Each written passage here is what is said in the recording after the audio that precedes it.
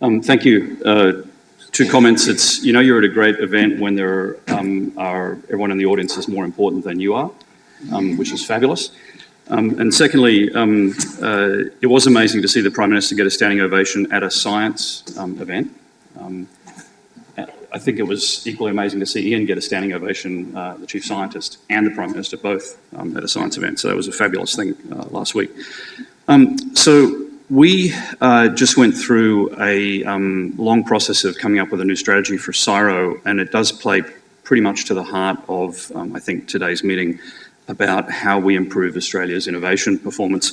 I'm going to try and come at it in a slightly different direction, but bear with me. Great. And I think this is the Telstra talk. You might need to load the one that says Science for Business. So I'm giving two talks today at two events. Is there a, whoops, maybe I can do it. Maybe I can find it. All right. It's on the same stick. Is the stick moving? If the stick's still in there, it's just on the same stick. That's all right. Got it? Yeah, and we'll just pop that in. That's all right. Just take a minute. So while we're loading it up, the real test of can you give a talk without slides. So I left Australia in the late 80s, and I had an amazing exposure to Stanford University. And I know many people in the room have been here, and there are many Stanford alums here. And it is a profound, thanks, that's perfect. It is a profound experience when you go there because so many of the students go there to start a company, not to get a degree. And many actually don't finish their degree because they've been involved in a startup, so they leave and start a company. There's been various examples of that. But what's really amazing about Stanford, for me, Jim Collins, before he wrote the book, was a professor at Stanford, and he grabbed me a couple of times when I visited there and said, Larry, just because you're a scientist doesn't mean you can't start a company. In fact, it's allowed. You're allowed to do that. You don't have to go and do a postdoc at Oxford, which we're always going to do, by the way. You're allowed to go start a company. You're allowed to learn about business. The two are compatible. And in my experience as an undergrad, they were different. They were fundamentally different. And so that was a profound shift in thinking for me through that exposure. And at the end, when I sort of started my first company, Bob Beyer, who was the Dean of Research at Stanford, and Jim both said, actually it's not only okay for you to start a company, but the future of the world depends on more scientists becoming innovators. So I'm going to say the other thing that I learned from Stanford is that Stanford doesn't do innovation. Stanford does amazing science, amazing research, but they don't do innovation. I span out 3 companies from Stanford, and in all 3 cases, they were amazing, highly differentiated technologies that I licensed from them with basically no other support from the university. Stanford doesn't have to innovate. They do have to invent, but they don't have to innovate because they're surrounded by a complete innovation ecosystem that does the innovation for them, and we're not, and that's part of our challenge. Sorry, I'm hit the mouse here. I don't suppose there's a clicker for this, is there? Oops, there we go. So my first company, I didn't know how to raise capital. I'm a scientist, I don't know anything about business or fundraising. So I had the fortune of finding great investors, Bank of America, Visa, MasterCard, 37 credit cards in all, about $250,000 in credit card debt. I can tell you don't sleep well at night. But this was the 90s equivalent of crowdfunding. Now, the problem with this is that you don't know what you're doing and you have to pay the money back. Crowdfunding is great because you don't have to pay the money back, but Visa wants the money back. It's unfortunate. So I very quickly learned the importance of hands-on experienced investors, and my first investor was a guy, Milton Chang, who's also a scientist, who taught himself business, and who had gone through a profound transformation also. And he helped me understand that it's really, really important for scientists to go on this journey. So we created this company, and this company was treating a disease in the eye, and we were going up against a very big 20-year incumbent company, big, ugly, nasty, monopolistic competitor. Now, the company didn't start by me saying, oh, let's go and do an ophthalmic laser.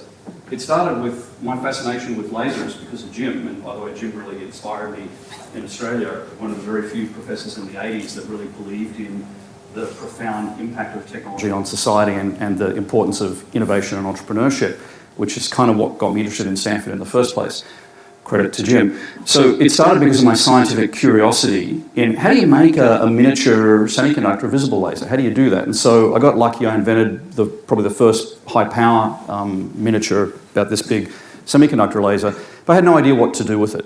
I had no idea what it was for, but I knew it would be profound because people have been trying to crack this particular problem for about 20 years. So had patents around it, differentiated technology, deep science, and that forgave a multitude of sins. I made tons and tons of mistakes, because remember, I didn't know what I was doing, but it was very hard for people to compete against me because I had this profound deep science that and intellectual property protection that protected me. So we found this market through the help of Milton and his insight into the market. We understood who the customer was at that point, and we understood the profound impact that this piece of science could have on the ophthalmic market. This is treating eye disease, stopping people from going blind, particularly diabetics. Now, think of this, we're in the market. The incumbent laser is big. It's the size of these 3 tables put together.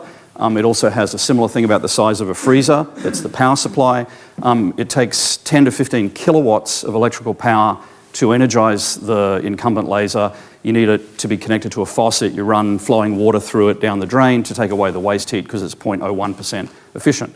So you'd think, that's a 20-year-old technology.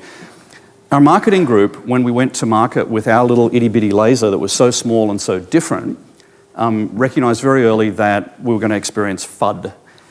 The fear, uncertainty, and doubt caused by the big incumbent who doesn't want to be disrupted, doesn't want the innovation to get into the market. And they said, oh, that's not a laser, that's a toy. Come on, how can you use that? I mean, look at what we've got. It's substantial, it's solid, it's reliable, it's got all kinds of engineering built in so that you can depend on it. These guys are a fly-by-night, they won't last, don't work with them. And that's what always happens with new technologies. So our first approach from our marketing group was build a big mock-up, same size, fill it with lead weights to make it as heavy as the competitor, and go at them head-to-head. And we almost did that, but again, because remember, I don't know what I'm doing.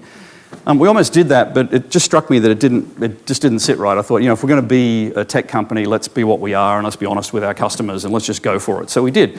And that turned out to be what saved us, because we went after a completely different part of the market. We didn't go after selling the big clunky laser to hospitals, which were, by the way, the main customers because they're the only ones that had the capacity to handle all the infrastructure for the incumbent. We started selling it to clinics and individual doctors. And remember, the box is this big, right? So we were able to FedEx it to the customer. The incumbent had to put it in a truck and drive it across the country and send a technician with it to realign it and install it at the customer site. So we took immense friction out of the sales process. But more importantly, we opened up a completely new market. So for years, our big, ugly competitor, the incumbent, laughed at us because we didn't take a single sale off them. They kept selling their product. They didn't see any impact from us in the market whatsoever because we were very quietly building a whole other market under their nose. A market, by the way, that was 3 times bigger by virtue of this technology. So for me, the profound lesson in this was that the technology, whilst it forgave a multitude of sins, it gave a huge barrier to entry and a lead. The technology wasn't the important thing. It was realizing how it fundamentally shifted the business model. And that was the innovation, not versus the invention of the green laser. Whoops. I'm just going to try and rush through this. So we went through lots of speed bumps. We were technically insolvent more than once. Big problem in Australia, not a problem in Silicon Valley or the United States in general. When we were technically insolvent, we couldn't make payroll, and we paid the employees with stock options. So as a result, when we took the company public, and that happened a year after we were technically insolvent, by the way, so we went literally from rags to riches, because we shared the wealth with the employees, when the company went public, we created about 27 millionaires in the team. Over time, those millionaires left the company and founded their own companies. And interestingly, if you go to Terabella Avenue in Mountain View, which is ironically separates Google from Microsoft, you'll find Iridex is still there, 20 plus years later, still the market leader in its space. because of this fundamental different technology.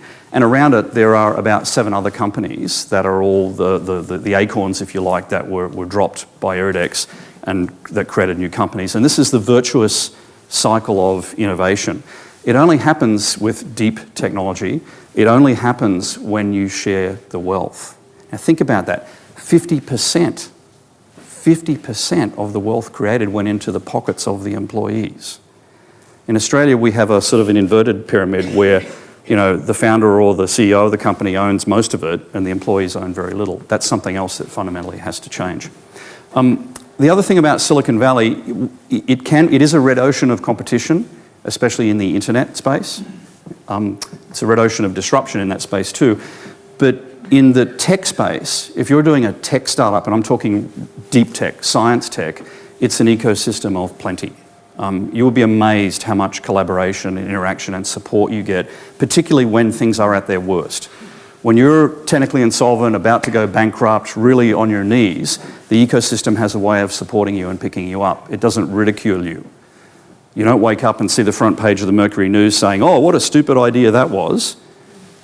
You read, wow, what a great team that they've had this vision to go for it and the ecosystem supports you. Something that we also, I think, need here profoundly. Now, I got lucky 6 times in this process, and maybe I'm stupid, but I never learnt. I always started with the technology. And Stanford, by the way, produces amazing science and amazing technology. I fell in love 3 more times with technologies out of Stanford. And licensed them and started companies. And I had no idea who the customer was when I started. And there was sort of a realization after this. So I got lucky 6 times, 2 IPOs, really good trade sales. Again, very, very high percentage of employee ownership, 40, 50% of the company typically. And when you do that and when you work with scientists who are trying to change the world, that's why you succeed. Because none of those people are with the company because they're chasing money. They're with the company because they believe in the mission. They really believe they can change the world with their technology. And that's why the company doesn't fail when it can't make payroll. It's why people stay, because they really fundamentally believe in the mission. And the wealth, the money that's created, it's a consequence. It's not the mission. The mission is a different thing. It's the passion that drives the company. So after 6 times, I realized, you know, maybe I'm not doing it backwards. I mean, traditional innovation theory says, you know, you start with a customer, figure out the problem, figure out the pain, and then you go create something to solve the pain. And that's absolutely the right way to innovate. But scientists don't do it that way because we think differently. We see things that other people can't see. When we invent something profound, it changes the world, and it's hard for the world to see that change in advance. So I guess my observation here then is innovation isn't invention, it's different. And scientists beat themselves up for being inventors and not innovators. I think we need a capability to, if you like, mine the amazing invention resource in this country to figure out what to do with it. Sure, we can change how we target science, fine. But I think fundamentally we've got to recognise that Australia isn't Silicon Valley, it's not Israel, it's different, but we're amazing inventors. So I think we need to put the resources in to help channel those inventions to innovation without damaging the wonderful process of creation, without changing those wonderful inventors, because without them, we don't have the wellspring that fuels deep technology innovation. Now, I know there's a lot of controversy about who invented Wi-Fi. I don't want to argue about it today because it's irrelevant, but Australia made 2 amazing contributions to Wi-Fi, 1 creating it and 2 creating one of the first Wi-Fi companies, and between them they returned about $1 billion of value. But that's nothing compared to what 1 company did in the US doing the same thing in about 4 years. They created a $1.8 billion market cap company. It ran for a decade. It produced hundreds of millions of dollars in revenue by taking the invention and making it into an innovation, the Wi-Fi chip. It employed thousands of people, and after about 12 years it got acquired by Qualcomm. There are a number of other companies that is even bigger in market cap. So jobs, value creation, making the pie bigger from a fundamental, profound innovation. Wouldn't it be wonderful if any one of the companies on the right could have actually been built in Australia? There's no reason they couldn't have been, by the way. We have all the capability we need to build it here, but they weren't. So I guess my take on the debate here is if there's no innovation, then there's no value creation. And if the pie doesn't get bigger, you have a zero-sum gain ecosystem as compared to Silicon Valley's ecosystem, which is very much win-win. And in that kind of ecosystem, all you have is fierce competition. You have I win, you lose. And I think that's the heart of the problem here. We don't have that ecosystem. We fiercely compete for a finite pie. We need to shift the argument to how do we make the pie bigger? How do we create some big, powerful technology companies, deep technology companies, not web companies, but companies based on profound science and technology capability? How do we create some of them that makes the market bigger, that creates value literally from nothing? Why is that important?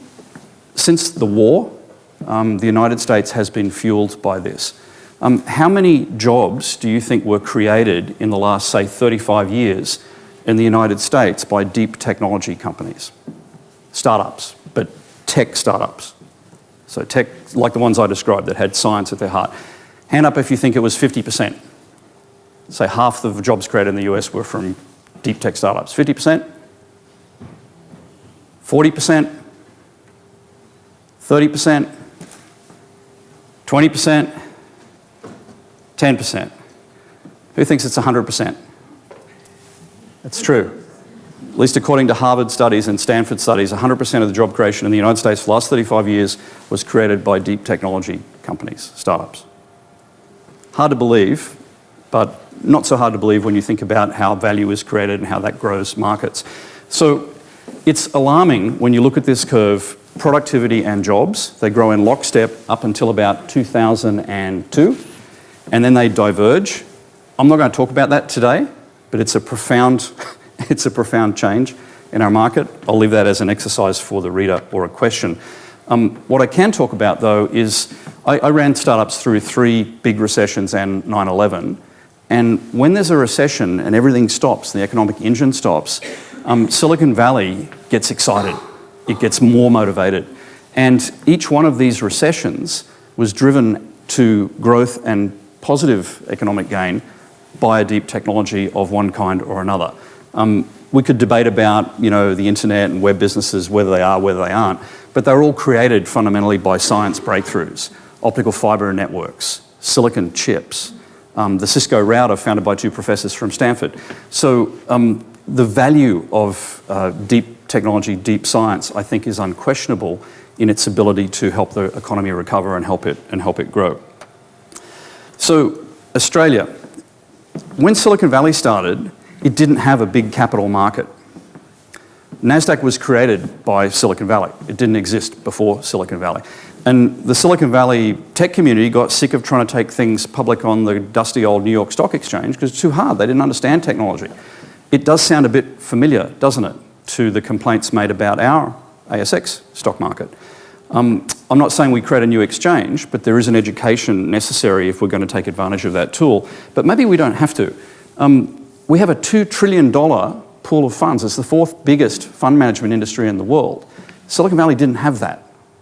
We do. We have that already. It's a huge advantage for us. And by the way, that's equivalent to the market cap of the Silicon Valley tech companies. So it's big.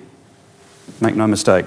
We also are about 10th in the world for our investment into the creation of technology, into science. So that's a great advantage to have as well, because that's the wellspring of this innovation. But we do have a valley of death. According to great things about working with the government is you can get all these stats. So according to our stats, there's a little under 300 million for venture capital in Australia, but the majority of it doesn't go into deep tech. It goes into replication.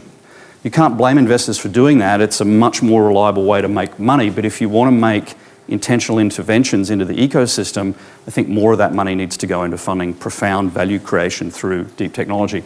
My estimate's about 80 million a year goes into things that you could call deep technology in that sense. So, I have a proposal.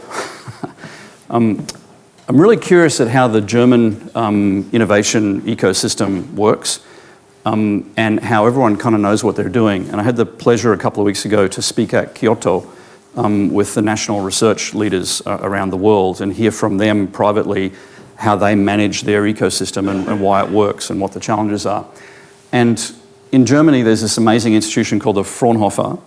They do great science, but their metric is value delivery or innovation, if you like.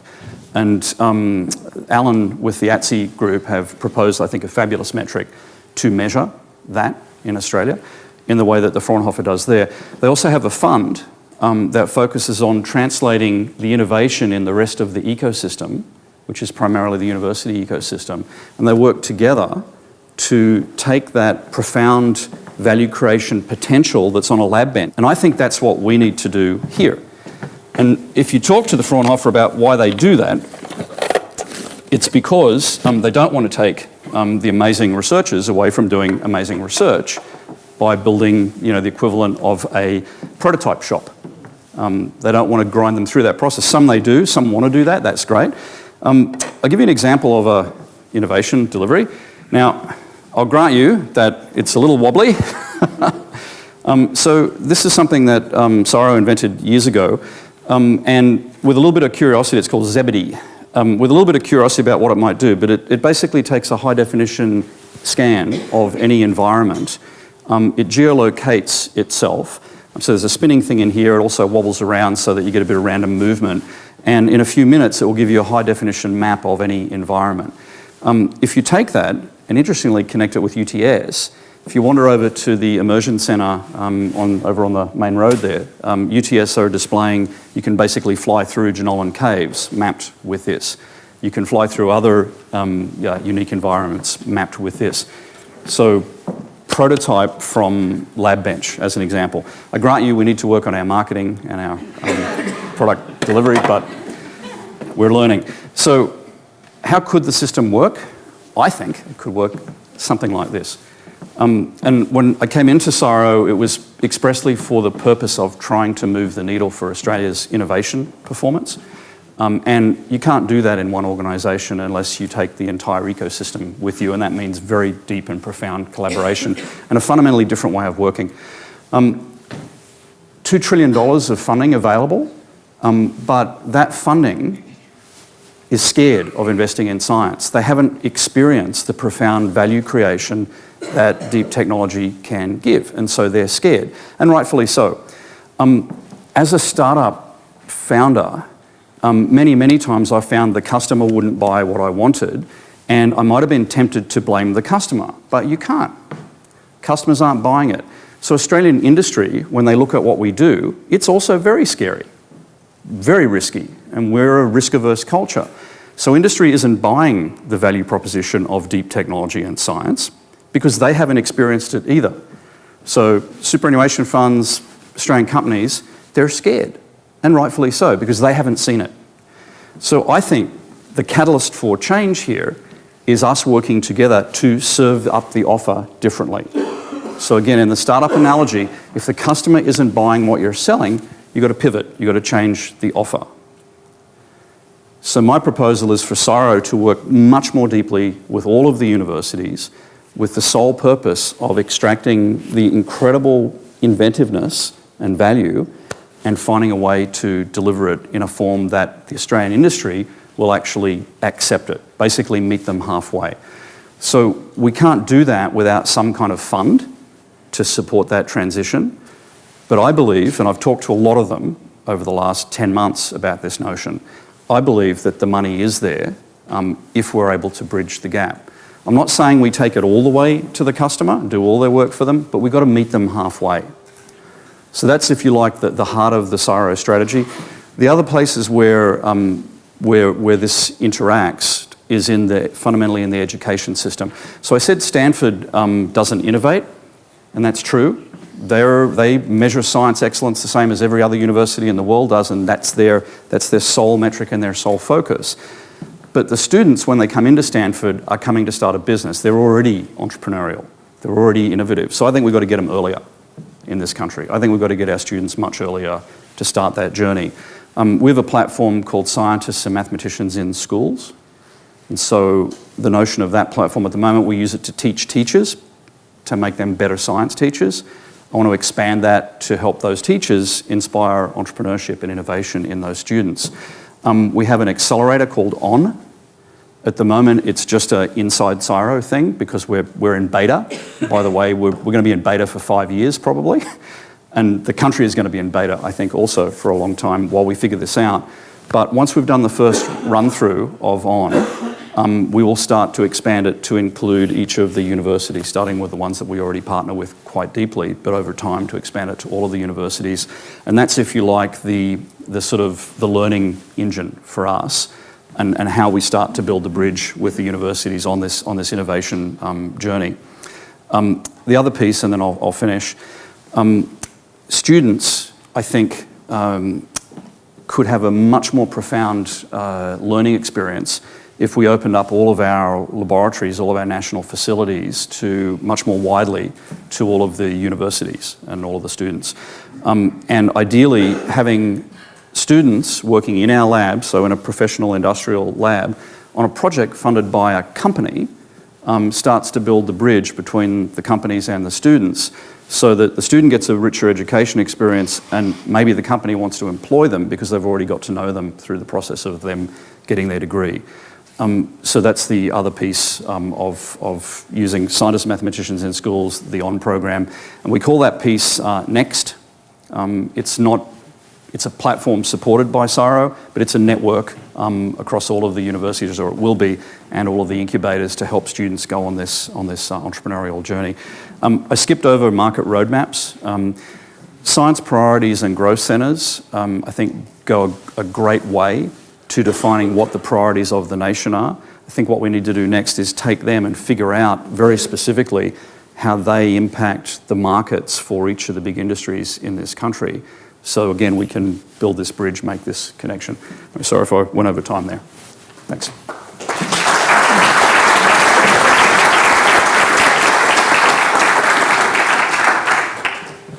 Thanks very much. And we do have couple of questions. Remember to wait for the microphone. So, an update.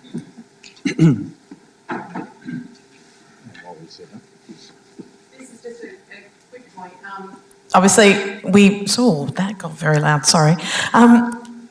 We were talking about DICE Kids on at the Policy Hack and digital, innovative, creative, entrepreneurial, and that's obviously really important. But there's a gap here where we're not actually taking the academics with us and we're not helping them also grab hold of those people who do want to actually convert and maybe spend time at CSIRO, move between industry and academia. How do we do that? How do we start to... Because they're the ones who are training these students at university. They're the ones who are going to say to them, no, that's a really good way to go. And if they're getting wrong messages at uni, they're not going to move forward.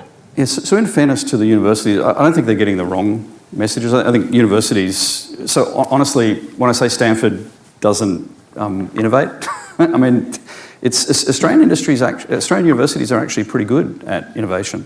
Many of them have entrepreneurship courses and so on to train the students, and there's quite a number of entrepreneurial professors. One thing that's different, although I think most of the universities have figured this out, but the ability for mobility, so for the professor to leave the university, go do a startup and then come back and not lose their tenure. So that's one thing Stanford does differently to promote that. But at least my experience in the professors that I've met, they're actually quite entrepreneurial. But my concern, and Paul Bassett, the founder of Seek, raised this concern really eloquently, that he doesn't want to see a bunch of entrepreneurial professors.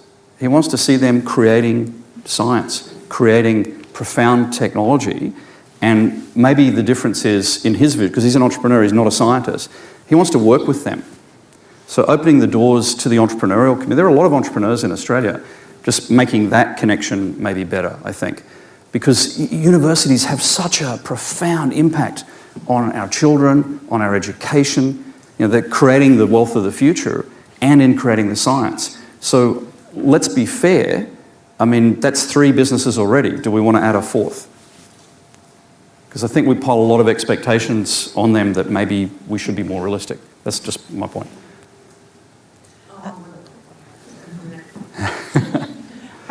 Being someone who actually lost all my money in a startup in Australia, do you think there's any chance of us changing the bankruptcy and insolvency laws? Because I was only a little bit insolvent, you know.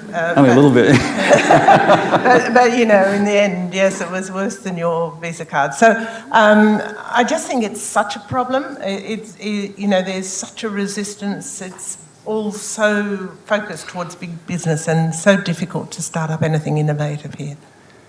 Yeah, we borrow a lot of ideas from the US system, and I think that's good that we're looking, but it's risky because if you don't borrow all of the ideas, you end up creating these fundamental disconnects. And the insolvency issue is one, the continuous disclosure law is another, and the direct, hard personal liability for board members is another. So as someone who funded a lot of Australian startups, it shocked me the first time I had one hit a speed bump where they're floating in the insolvency zone, which lawyers will tell you is, you know, very wide.